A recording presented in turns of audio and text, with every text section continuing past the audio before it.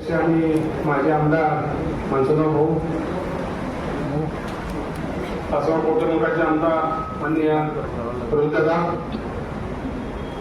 जिल्हाध्यक्ष माननीय देवराजदादा, माजी जिल्हाध्यक्ष कमलेश काका, मुळद बाबा, आपण समोर बसलेले सर्व वडीलधारी मंडळी, तरुण मित्र, माता बहिणी, पत्रकार बंधू, त्यांनी काही फारसं बोलणार नाही सर. गेल्या 10 वर्षामध्ये आबांच्या नंतर तुमच्या नेतृत्वाने काम करत असताना मला जो काही त्रास झाला, मला विरोधकांचा पण त्रास झाला, स्वतःचा पण त्रास झाला, तो त्रास होत असताना तो मी सहन केला साहेब. आता मला पाठबळ तुम्ही देत होता. खरं सांगायचं तर गेल्या 10 वर्षामध्ये आम्ही बऱ्याच इट्या केल्या, बऱ्याच जणांबरोबर इटी केली, तिकडे गेली, पण ज्या इटी केली त्या आम्हाला फार अपयश आलं साहेब. कारण आमच्या इटवाल्याची पाठ्या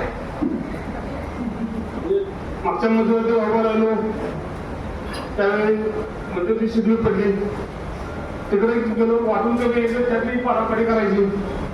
माझ्या मागच्या पंचायतीने साहेब उमेदवार माझे 25-25 मतांनी निवड आले, अधिकारावर.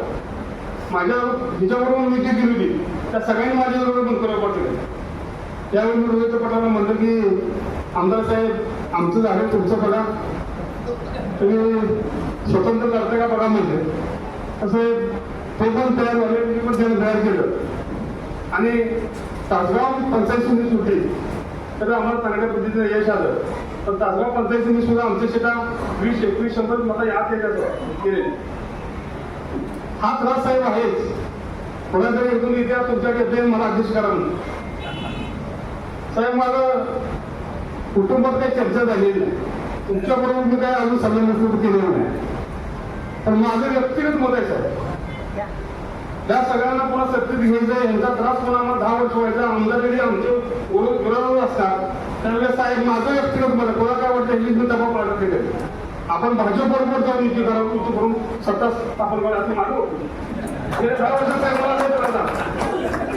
ह्या 2 हिंदीतून असायची त्यांना अध्यक्ष होत्या, त्यांना 4 आम्ही काय करा आता 7-7 घेऊन जाऊ म्हणतो. काय उपयोग आहे सत्तेचा? त्यांना सत्ता नसेल तर चालतं, ते खरंच आहे. आणि जे आहेत आता तुमच्याकडे येतात ते आपल्या एवढंच सांगतात, त्यांचा आम्ही आमचा बघतो.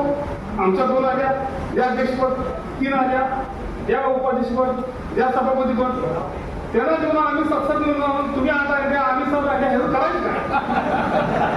त्यामुळे सत्तून नसतं बरोबर साहेब. आज सुद्धा माझा कुणी हसण्यावर होणार, मला सगळ्यात जास्त त्रास त्याच मध्ये गेला आणि आज हेच मध्ये साहेबांच्या मागणी करतात.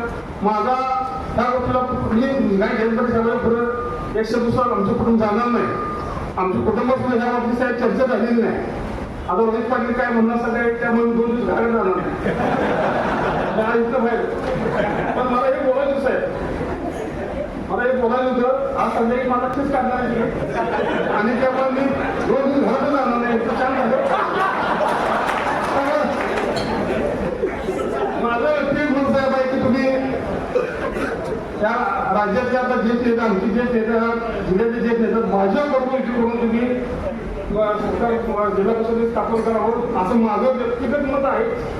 पण माझी तुम्हाला पूर्णपणे विनंती आहे, तेवढं करतो, संकल्प